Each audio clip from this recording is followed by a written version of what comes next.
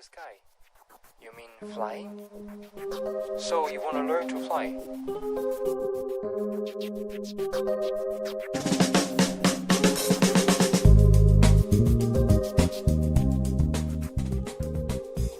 Welcome to the world of paragliding. The aim of this film is to introduce you to this amazing sport and to explain the basic skills and theoretical knowledge that are essential for a long, safe and rewarding flying career.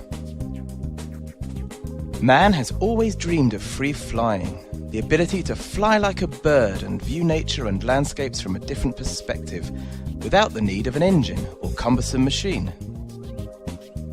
With paragliding, this is possible. All that is required is the correct equipment, training and knowledge. A paraglider is a foot-launched ram air aerofoil canopy designed to be flown and landed with no other energy requirements other than the wind, gravity and the pilot's muscle power.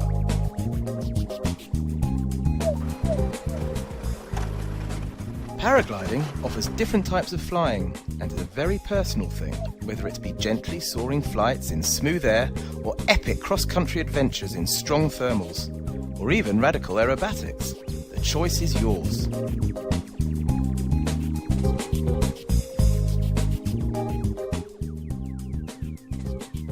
In any case, keep in mind that safety is the most important issue for a long flying career. Regardless of the direction you take, right now you're at a stage that all of them have in common: your initiation.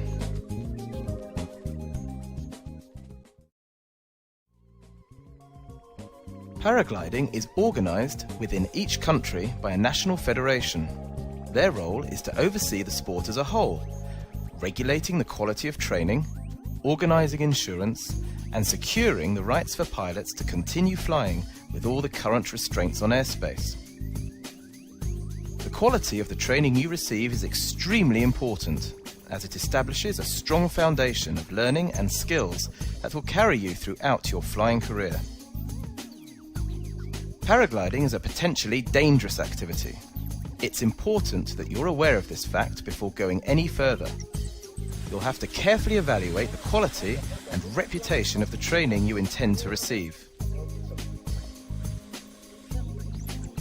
Many schools offer quality training courses encompassing both theoretical and practical aspects of flying. This DVD does not replace proper training in a recognised school.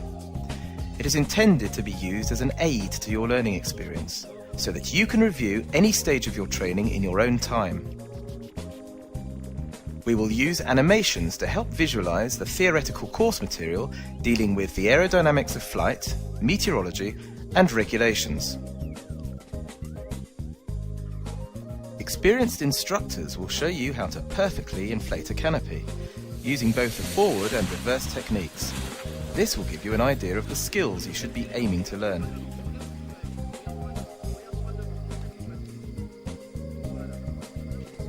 So you've decided to learn how to paraglide. It's probably one of the most exciting things you will have done in a long time.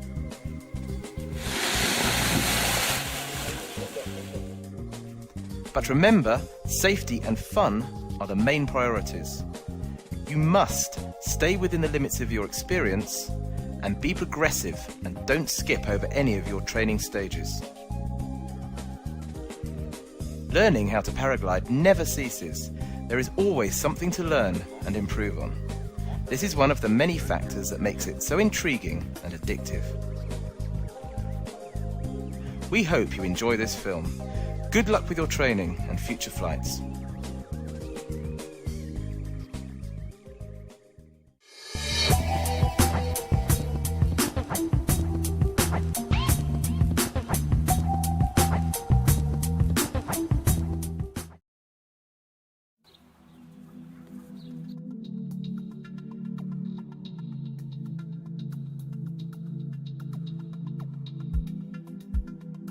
The wingspan averages about 10 to 12 meters and the chord measures 2 to 3 meters. The chord is the greatest distance between the two edges of the wing. Its surface area ranges from 20 to 30 square meters.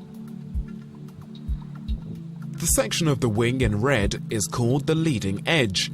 It has openings which air flows into when inflating and then during the flight, hardening the wing into its characteristic shape.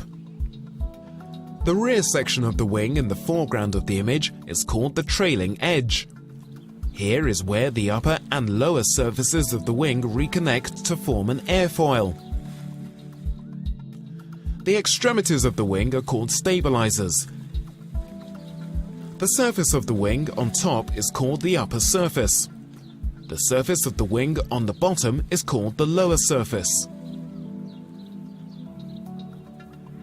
The hollow space between the upper and lower surfaces is separated into several cells by ribs.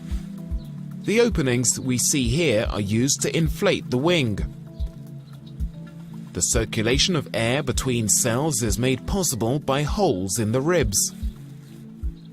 Near the leading edge, the fabric used for the rib is much more rigid. Nylon or polyester threads are meticulously stitched to make the fabric flexible and light, while at the same time extremely resistant. The wing is connected to the harness by carabiners. These carabiners are considerably oversized and can withstand weights exceeding 2,000 kilograms. There are several different locking systems. Auto locking as seen here, twist locking or screw gate locking.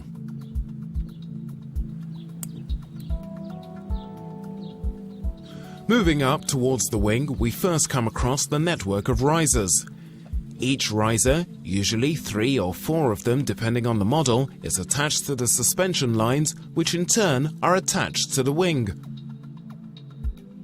Attached to the rear riser is the braking system. The brake line is directly linked to the wing's trailing edge and slides along a pulley. At the end of each riser, a triangular quick link connects a group of suspension lines from a section of the wing.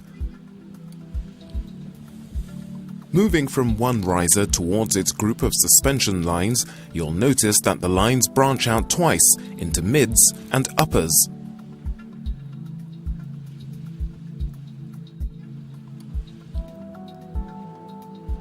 The A risers, or front risers, are attached to the leading edge.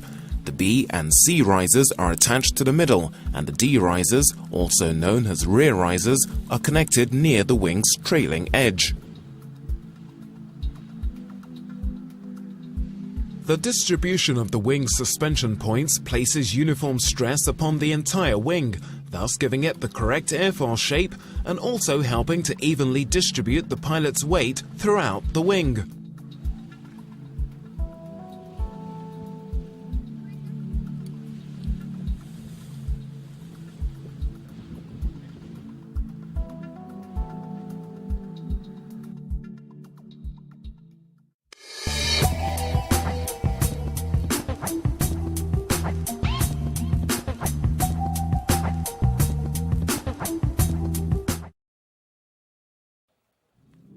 The harness is where the pilot sits. The first noticeable element of the harness is the compartment sticking out on the side. Known as the container, this is where the reserve parachute is located. The reserve parachute's deployment handle, here in red, is located at the top of this pocket. The parachute straps leading out of the container are anchored to the harness near the shoulders using carabiners. On the back of the harness is the storage compartment. This compartment is usually used to store your paragliding sack during the flight. Also located on the back and bottom of the harness is the bag protection. There are 2 main types: airbag protection or, as shown here, foam bag protection. The pilot sits on this seat board inserted in the harness, which makes it comfortable and allows the pilot to transfer his weight to control the wing. Let's look at how the pilot is attached to the harness. The harness is attached to the pilot in 3 important places, all 3 of which must be verified before every flight during the pre-flight inspection.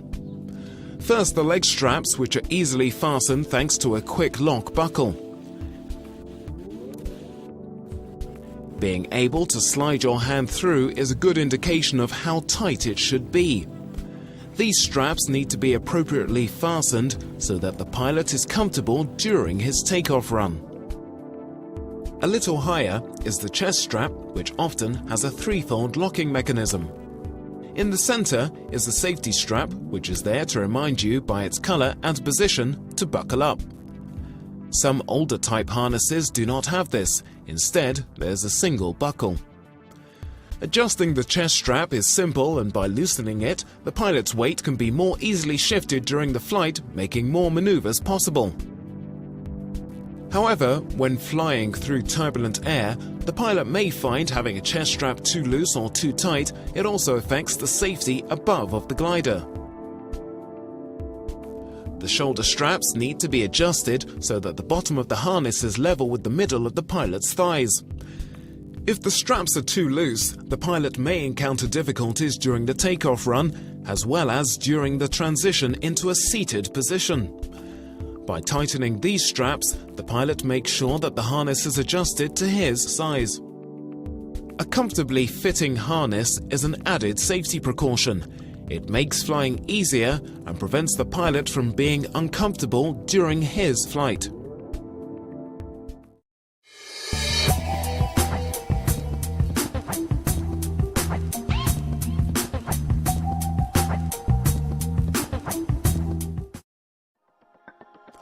The objective here is not to teach you how to fold your reserve parachute nor how to use it, which may be done at some point during ground school.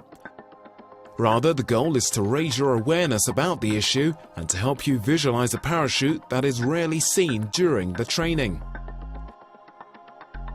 It's a piece of fabric in the shape of a hemisphere with a hole in the center.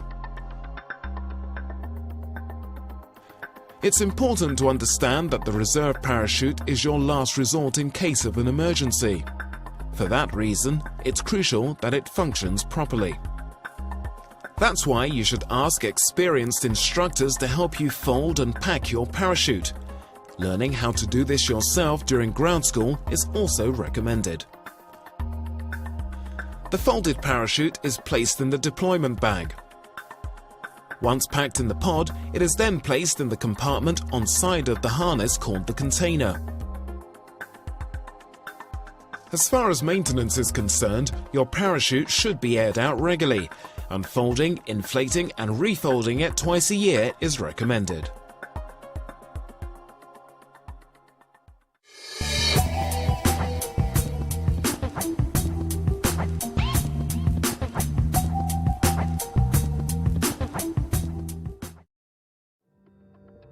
You've probably been wondering what makes these pieces of fabric fly, why all of the gliders typically have the same shape, or even how this flexible structure manages to stay aloft above the pilot's head.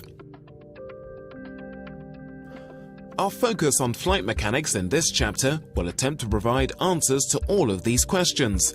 At the very least, it will give you the basic understanding you'll need to pilot this peculiar aircraft.